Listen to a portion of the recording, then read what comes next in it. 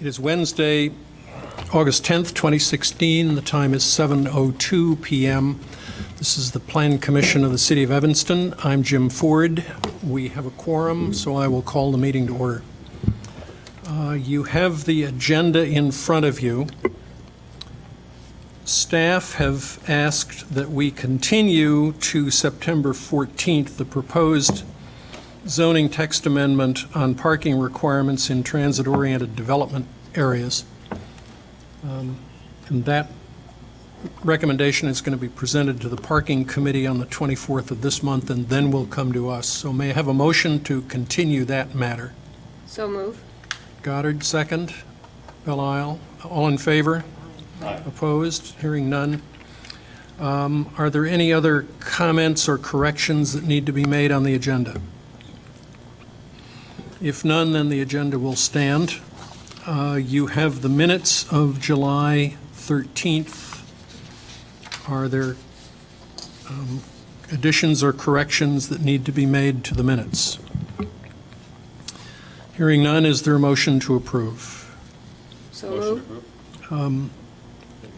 Isaac, seconded Goddard. All in favor? Aye. Opposed? None. The minutes are approved. The principal business then before us this evening, case number 16 PLND 0048, request for a planned development at 828 Noyes Street. This is a continuation of business from the meeting of July 13th. At the time we broke off at that meeting, we had completed public testimony by all but one of the people who had signed in to speak. That one person was the one who requested the continuance, and the expectation was that we would begin with her this evening. Let me ask first, if you testified at the last meeting, you cannot testify again at this one. Is there anyone here who wishes to testify who did not testify at the first meeting? Talking about comments? Me. Comments?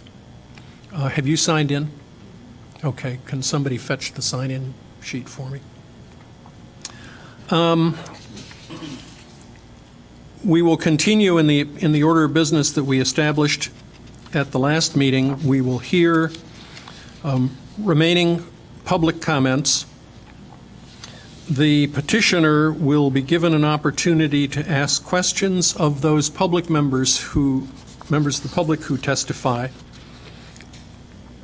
The petitioner may then make a brief closing statement, including rebuttal of any points that the public have made. Staff will make brief closing comments, and then we'll close the hearing record and proceed to deliberation.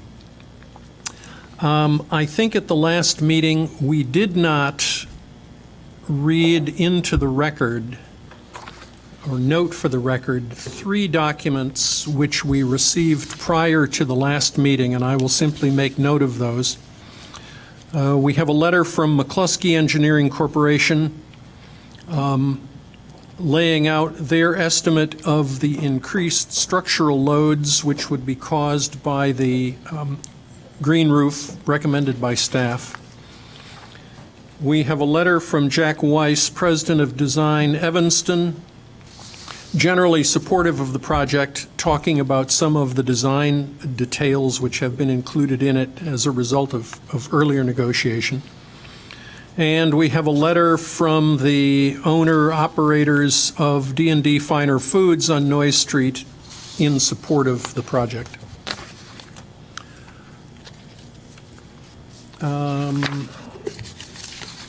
Barbara Janes, who requested the continuance, was called out of town on family business and is therefore unable to testify tonight. She has submitted a letter to us with her comments.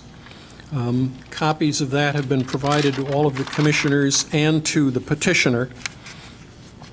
I'm not going to try to read the whole thing into the record, but I will highlight 8 points that she makes to which the petitioner may wish to respond. To summarize, she says, the building is too tall and too dense for the neighborhood.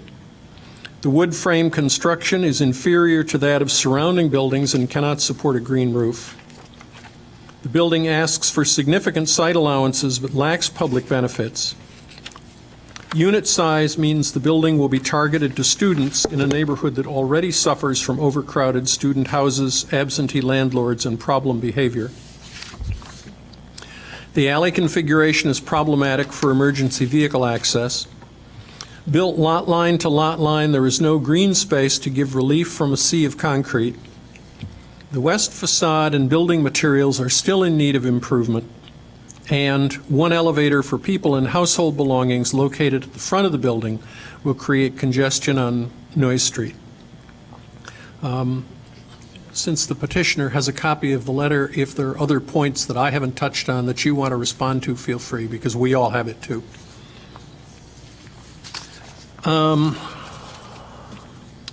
Then Lisa Pildes. Did I get that right? Okay, you wish to comment? Sure. I'll ask you to raise your right hand. You swear to tell the truth in this proceeding? Yes. Thank you. Carry on. Well, I wasn't actually going to comment, but I see no one else is here tonight, so I'm just going to write. Actually, it's a letter I wrote in response to Barbara contacted me and asked me about it. So what I said was I don't have a problem with the restaurant on the first floor and apartments above. That sort of building is very common in Chicago neighborhood business districts and works well at the Noyes location. But the proposed building is too dense and parking is a real issue. Even the way the city has calculated the number of spaces, which the developer can't meet, is inadequate. And the planned $150 per month for outdoor covered parking is really high. Of course, beggars can't be choosers, and tenants will have to pay because there will be no alternative. I wonder if just that fact will drive away some of the potential market. It's the economics that don't appear to work and didn't work on Emerson, on the building that we had so much trouble with earlier this year. Apparently, you can't build a building with a normal number of normal-sized apartments with a proper number of parking spaces because you can't make any money that way. And let's be real, the developers are in business. That's how they make their living. They aren't going to build a money-losing building. It's a real problem because development is needed, and I am very conscious of the fact that I have protested the Emerson building, and now I'm protesting the Noyes building. We can't just always say no. I don't know what the answer is because I'm not a builder and developer. I do think the developer who is local and has allegiance to Evanston means well and is trying to build a win-win building, but I don't think he's there yet by a long shot. Thanks. Thank you. Is there any further public comment? There being none, then, Mr. DeStefano, do you want to make a closing statement? Including response to any of the points that you need to respond to. There was one thing in the letter that didn't mention. There was a question on the tax situation Yes. on the building. So my purchase and sale contract calls for all back taxes to be paid. I'm unaware if that includes any taxes that weren't paid as part of the land lease. I did supply staff earlier today. We finally got our confirmation that the parcels will be merged into one PIN number. So originally the land was separate because it was owned by Northwestern and it was not taxed.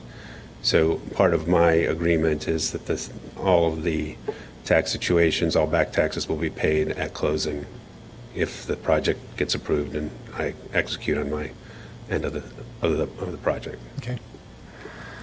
I want to thank you all for taking the time to review the project. We've been working with staff on this since February. And this is sort of a long and arduous process. I am starting to see, hopefully, a light at the end of the tunnel on this.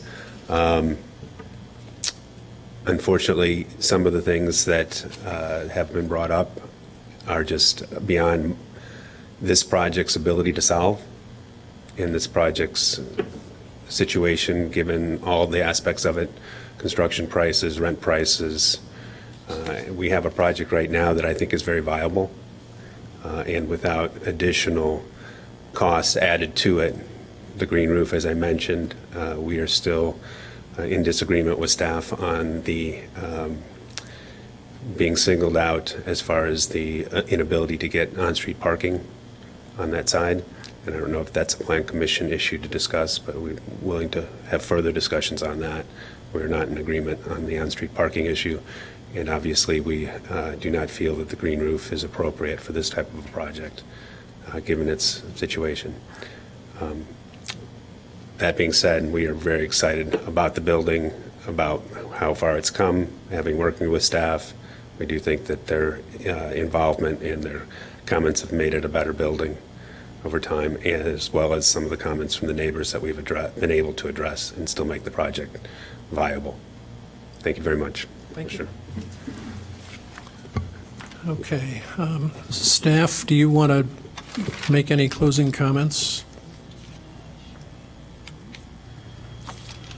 Just a few short comments. Since the project hasn't really changed since July, I just wanted to address a couple of items. One of those items was actually within the letter that Ms. James sent regarding emergency vehicle access. We did talk with Mario Tristan, who is in the fire department and reviews all of our plans. He stated that if the building is constructed as requested and I believe required, actually, it will have to have automatic sprinkler and fire alarm system, which they consider to be a safe building. He also mentioned that in the event of a fire, the preliminary fire command would set up the battalion chief, an ambulance, a fire engine, and fire ladder on Noy Street in front of the building. In specific situations, if it's needed, then there may be additional equipment that is placed somewhere within the alley in the rear of the building. And that will be determined by the engine company officer. But generally speaking, he has looked at the plans and there were no alarms that went off with regards to this one, and they would be required, as I stated previously, to have the automatic sprinkler and fire alarm system within the building. Also, with regards to the green roof, that is a recommendation still that staff does have. As I mentioned at the July meeting, we are open to hearing other possible sustainable options for the roof. So that's definitely a discussion that can continue. And with regards to the parking, our recommendation to have the residents of that building not eligible for residential on-street parking permits still stands. That's it? That's it. Okay. We will then close the public record at this point. From this point on, we'll take no public comment, although we may have further questions to ask as deliberation goes forward. So, commissioners, comments or questions on the project, either in general or on specific points? Commissioner Dubin. Thank you, Chairman Ford. I have several points I'd like to make. The first is, unlike what staff would like, I think the green roof is a terrible burden to place on this apartment building, especially one that has actually got affordable housing units allotted, which is not seen every day. The second is that Noy Street is not a permitted parking zone. The A zone and the G zone run on either side, at Sherman and then Maple and over toward Ridge. I don't quite understand why you want to offer more parking, on-street free parking, when your parking is $150 a month, which means more in your pockets. And I also don't understand what the benefit of transit-oriented development is if we can't reduce the number of cars on the streets in Evanston. As for students living in the apartments, I would think that an apartment building with students is more contained and has more chance of the residents policing each other. If you're studying and you've got a neighbor having a party, you go down and pound on his door. It's not quite the same as having to put on your bathrobe and slippers and walk down the street to the end of the block, and they've already seen you coming and they fled the scene, leaving blue and red cups behind. And then finally, I am concerned, as Jane Evans brought up, about the traffic going down the alley to avoid the traffic light at Sherman. Has the city given any thought to changing Gaffield to one-way westbound? That's it.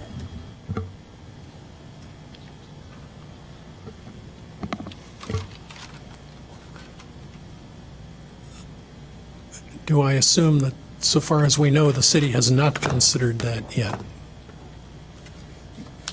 As far as I'm aware, that's not been considered yet.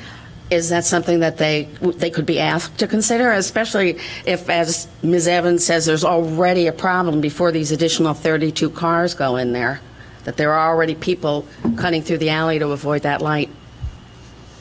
That can be something we bring up to the You would- public works staff. If I may, I have actually a note here from our last meeting when we were talking about traffic skipping away from noise and going to this, it's not Garfield, it's Gaffield. It would seem to me that we could request that the alley be made one way and have everything flowing to noise from basically from the east-west. So if you're coming out of that, so people from Gaffield to the east-west alley could go northbound or southbound.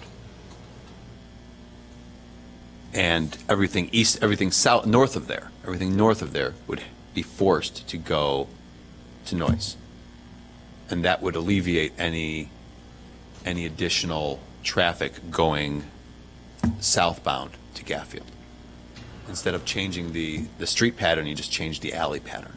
Just a thought there. I had made a note of that from our last meeting. How enforceable would something like that be? It's one thing to have a one-way street where the cars are much more visible in front of the houses going the wrong way, but in an alley, I don't know. I'm just questioning how enforceable would that be? Would people still go the wrong way? It's a public way. Right. So the police could still enforce it. But no through streets never stopped anybody. It's true, No, but I mean, that's- it's not like that area's a high traffic enforcement area to begin with. Yeah, You know? I'm just wondering out loud. I'm Yeah. not shooting down that idea. Yeah. I don't understand how Gaffield is two-way anyway. It's so narrow. Anyway, Carol? Do we have any numbers on the amount of traffic using that alley? Does your traffic study tell us?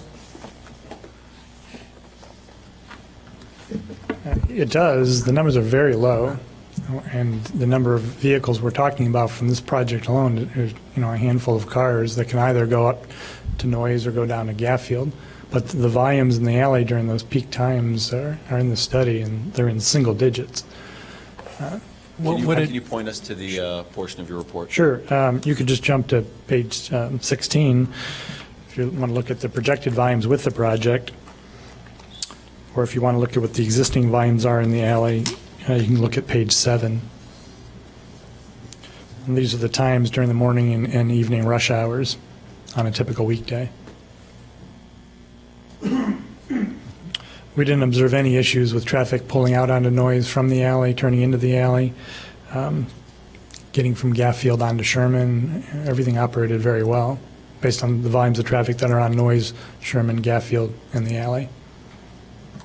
What's your sense of the impact on your tenants if the alley and or Gaffield were to be one-wayed? Well, With the alley, I think if you made the alley one-way northbound, then you're going to force everybody to enter the alley from Gaffield, so that's only going to put more traffic on Gaffield, at least the section between Sherman and the alley. Making Gaffield one-way, that's really an issue maybe the residents want to weigh in on. It could create more inconvenience than convenience. It's a narrow street by far with parking on both sides. But again, the volumes are pretty low on that street, and it's not a continuous street, east-west. So I think that's something the residents would all have to weigh in on. Okay. It doesn't really impact our project per se.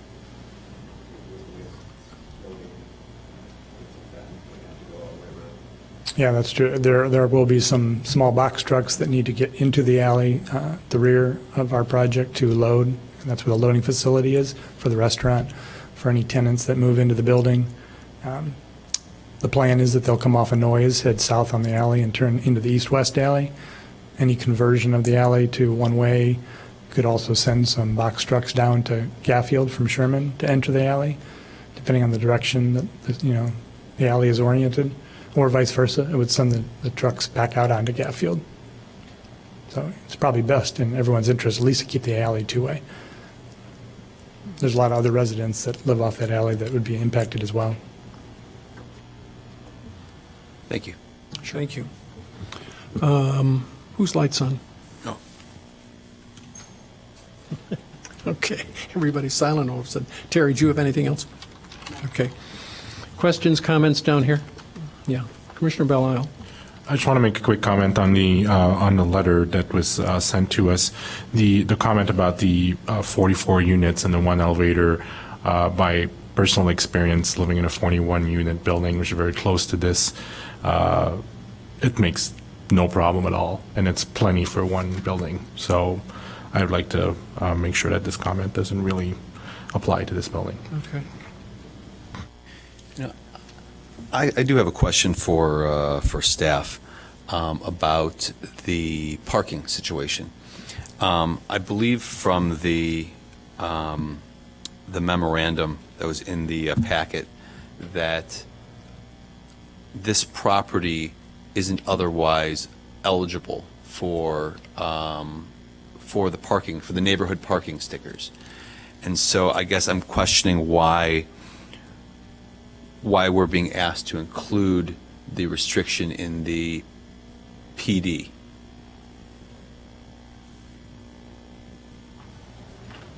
Good evening, Planning and Zoning Administrator Demir Latinovich. That's a very good question, Commissioner Isaac. And it is, it's very simple. I mean, the idea of the entitlement process is to review and process projects and to mitigate any negative impact on surrounding properties and streets. So while this property currently is not eligible to any on-street parking permits, there could be an amendment in the future to make it eligible. And that wouldn't be sound planning to recommend approval of a project that may have negative effect on the existing conditions in the neighborhood. There's already existing concerns with the parking, on-street parking in the area. So to add additional spaces or additional cars to the on-street parking network just would not make sense. This is a brand new development from scratch that should meet its own demand, which is exactly what the applicant is proposing. Commercial portion of the project does not necessarily meet the parking requirement, but that's what the metered parking spaces and noise are. It's a pedestrian business district where commercial tenants and spaces are frequented by pedestrians and whatnot. So, and on top of that, the parking spaces are a separate fee, and so it would certainly make sense for a good portion of the tenants to try not to pay that and see if they can find parking in the area.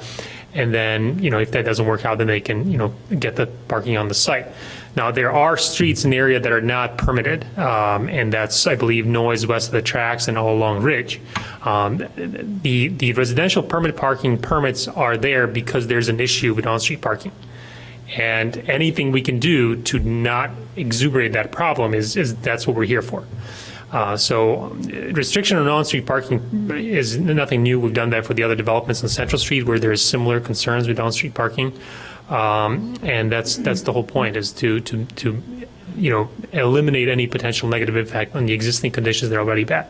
So How is parking allocated, how are parking passes in the residential zone allocated amongst the properties in the zone? So the way it's been explained to me from our parking division, so if there is a perceived problem with on-street parking, residents in the area have to petition the city to create a residential permit parking zone. Then, that goes through the vetting process, the Parking and Transportation Committee, ultimately to City Council, and then it's approved.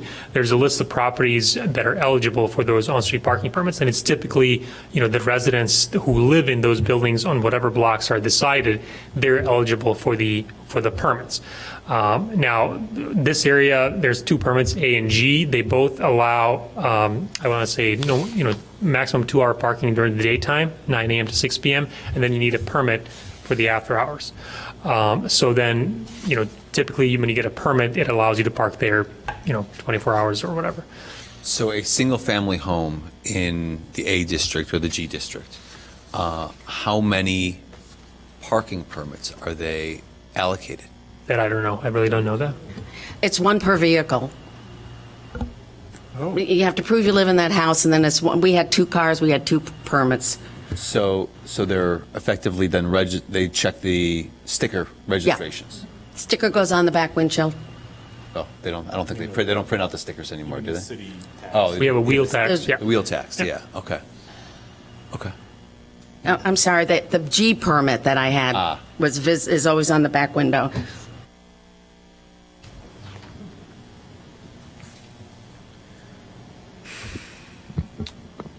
Further comments or questions? Okay.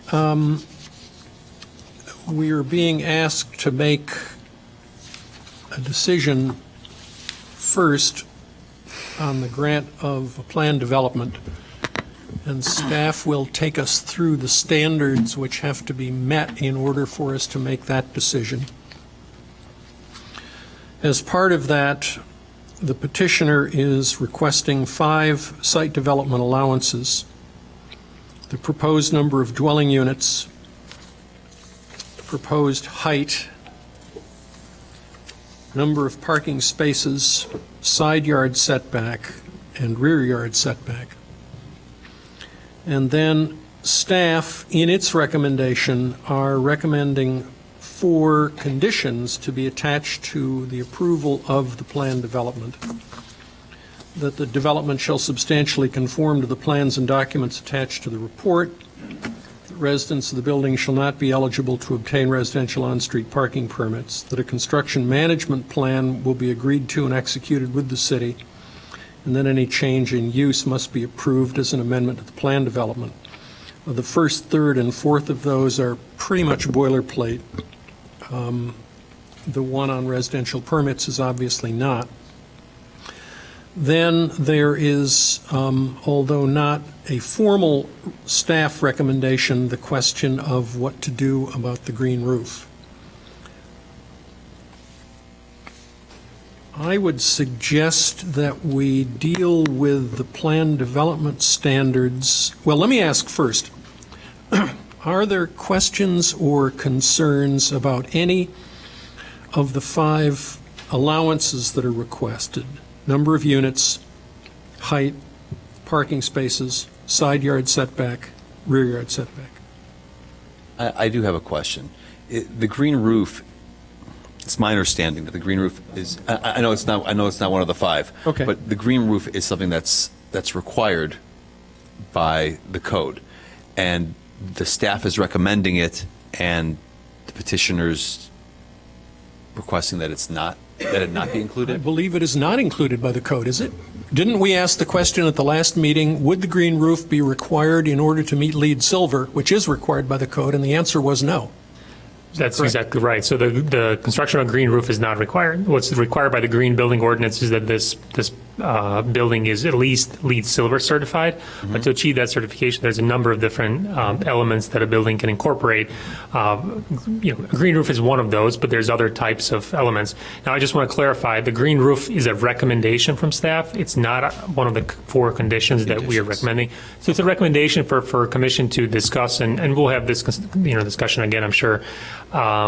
we understand that there's no buildings that are taller than this building that would sort of have a benefit of viewing this green roof. We also understand the construction methods and the difficulties with that. We still recommended it. Certainly, if the commission feels that it's not necessary, we fully understand. Not a requirement, not a condition, merely a requirement. Correct. Do you, staff, do you contest the petitioner's assertion that the white roof that he proposes to build is as efficient, if not more so, from a heat island standpoint? Do I take that to be no? That would mean that I really don't have the scientific information to justify that. We have not even seen a proposal for the green roof in terms of the type of materials, the coverage on the roof.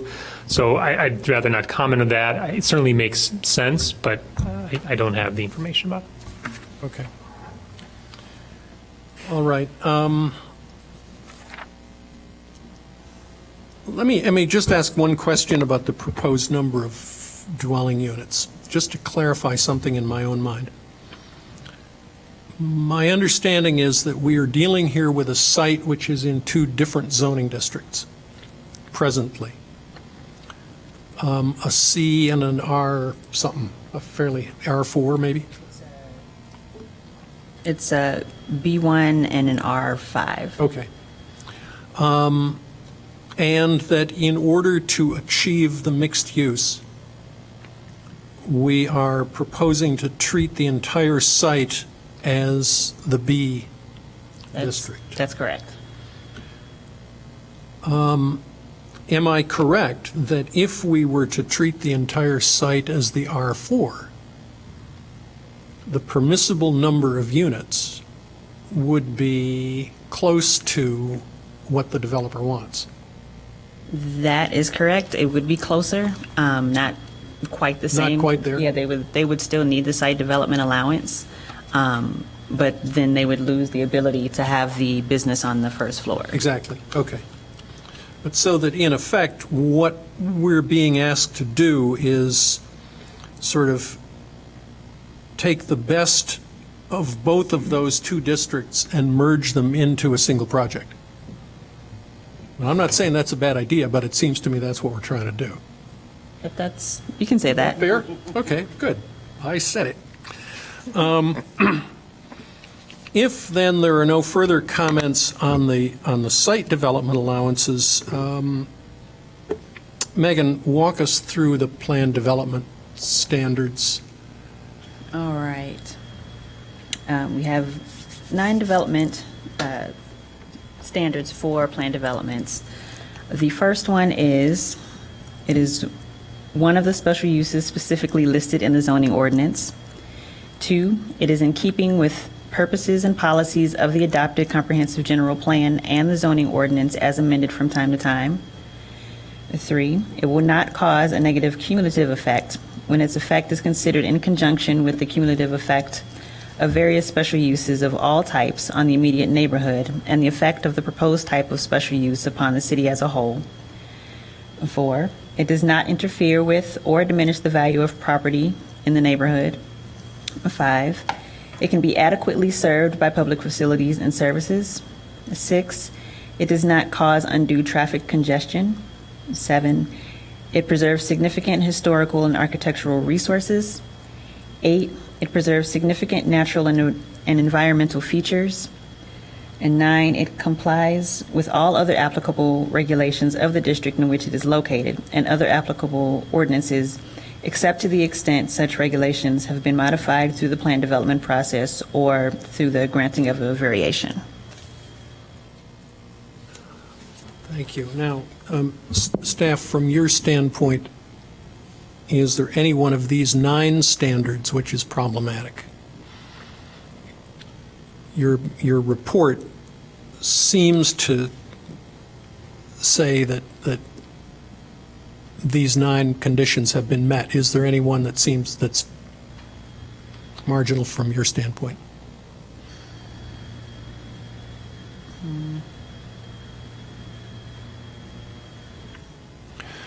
Any concerns on the part of the commission about any one of these standards being met by the project as it's been proposed.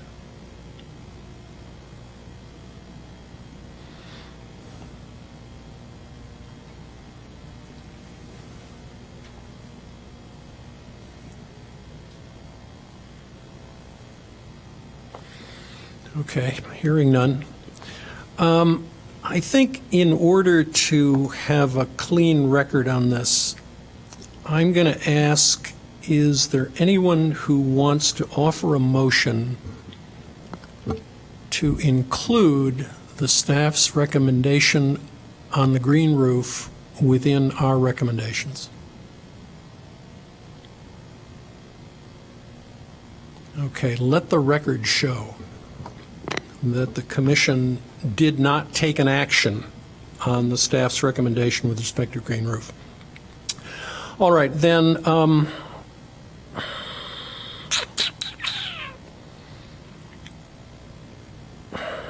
does anybody want to offer a motion to exclude from our recommendation the staff's recommendation on tenant eligibility for parking permits?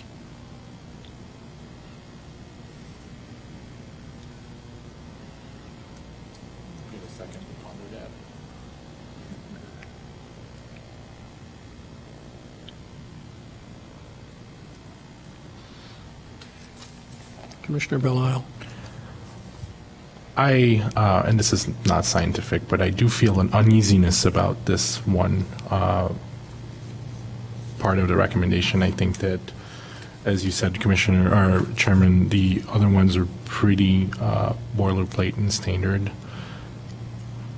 I certainly feel a personal uneasiness about the parking situation, but not being able to find all the undertones of what has been discussed, that's why I said I would like a second to ponder it. Thank you.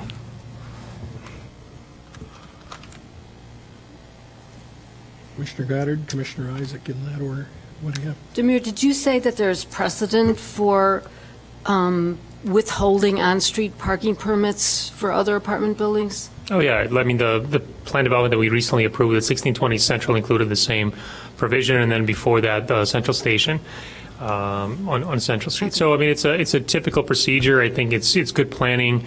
We wouldn't be doing our job if we actually not included it. Let's put it that way. With an address on Noy Street, there is no parking district.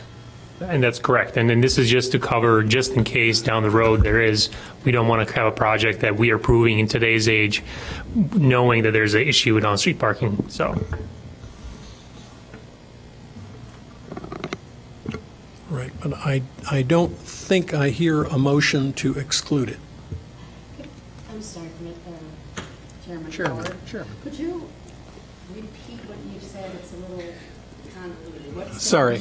Well, we, at this point, as it stands now, the motion that I would look for will be to find that the project meets the requirements of the plan development, for a plan development, and that we recommend it to council for approval with the 4 additional recommendations that staff has attached to it.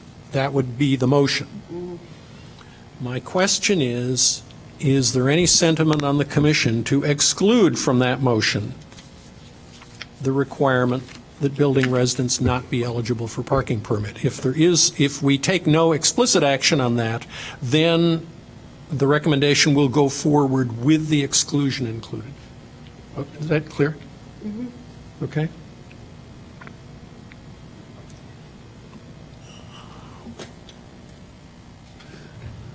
Would that amount as kind of punting the parking issue? Punting? Well, no, I don't think it would be punting at all. I mean, it's explicit. Yeah. Residents of the building shall not be eligible to obtain residential on-street parking permits. That's not a punt. No, if we take it out, I mean. Oh, if we take it out? Yeah. Isn't everything a recommendation to city council? If we Yeah, take it is, Anyways. but yes. it is our role to. If we were to take Say it something out, I suppose staff staff in its presentation to council could note the fact that they had recommended it and we'd taken it out, but our recommendation would be that it be taken out. Thank you. Commissioner Isaac? You know, this is definitely the one point that I've gone back and forth in my head on since our last meeting, and it's I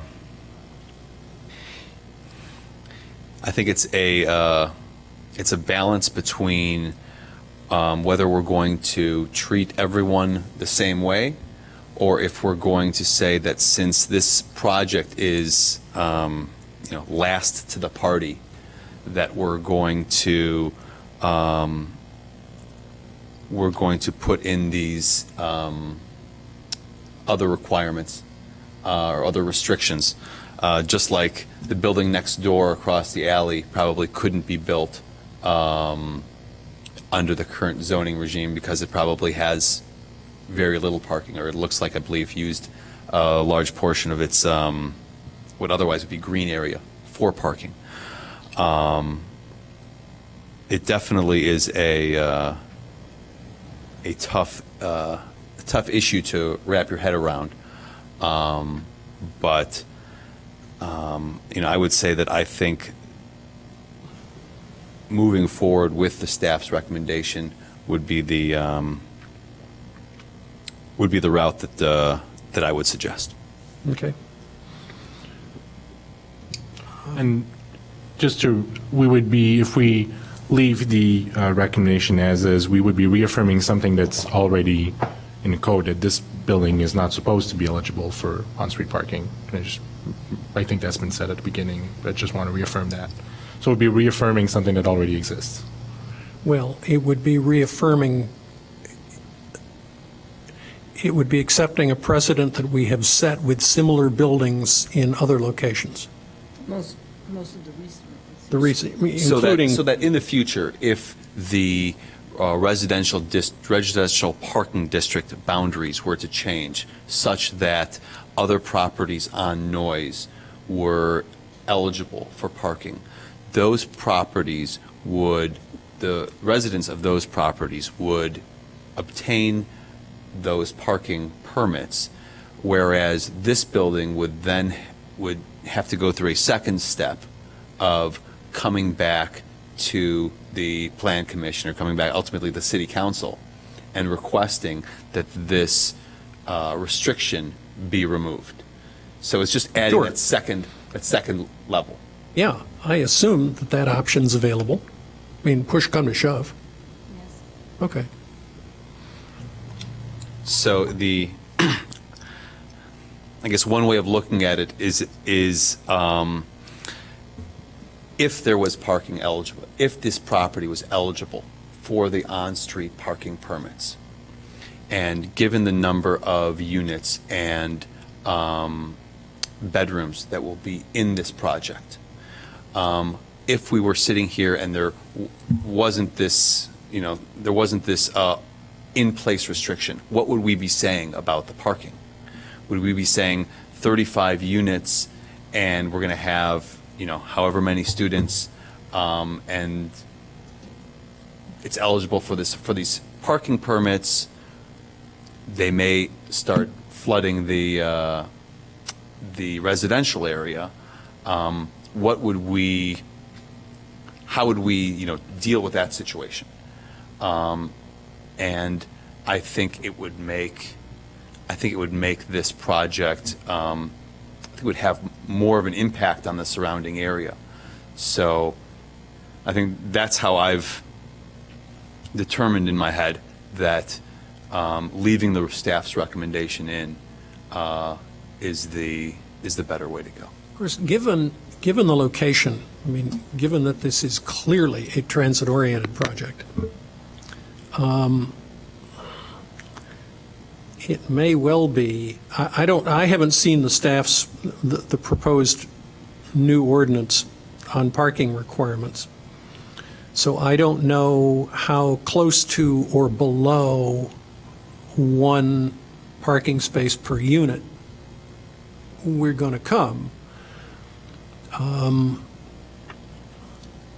But I would be surprised if, it seems to me that this project, given that the number of units and the number of parking spaces is almost a perfect one-to-one, in principle, we shouldn't have to be talking about on-street parking at all. Okay. I don't hear strong sentiment for changing the staff's recommendation. Therefore, oh, okay. Bill Isle's going to offer a motion. I move that we approve the project or the forward recommendation to City Council with the 4 staff recommendations in it. Does that motion include the finding that the standards for plan development have been met? Yes. Okay. There's the motion. Do we have a second? Second? Goddard. Okay, discussion on the motion. Hearing none, since this goes to the council, we'll do it by roll call. All right. Commissioner Bilal, Aye.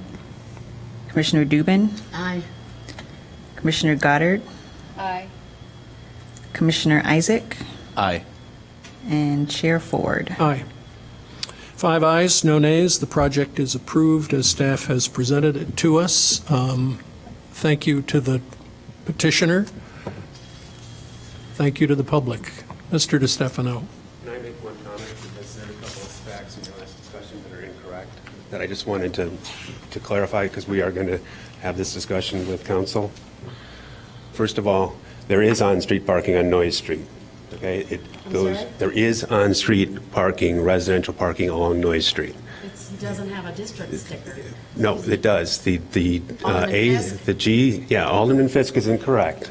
So the G zone The G zone? Wait is a minute. 900 Whoa, to whoa, whoa, whoa, whoa. 1,000, is 1,000. Mr. DeStefano. I'm just telling you is that you've been given incorrect information. And unfortunately or fortunately, as the case may be, we have acted on it.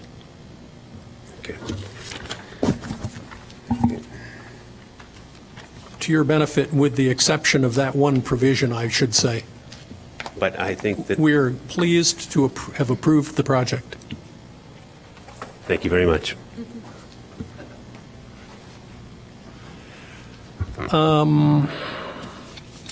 I've lost my agenda.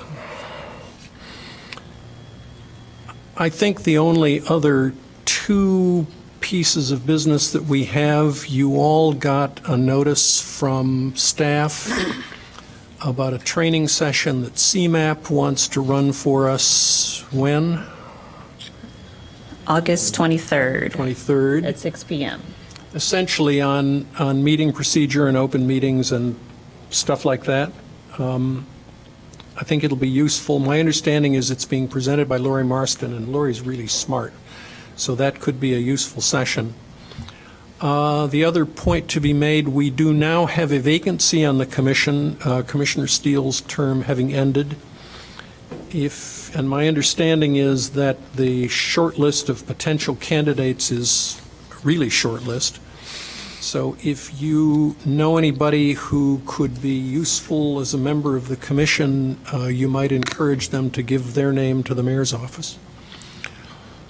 Anything else that needs to come before us tonight? If not, can we have a motion to adjourn? I so moved. Dubin, second. Second? Goddard, all in favor? Aye. Opposed? None? We're adjourned. Thank you all.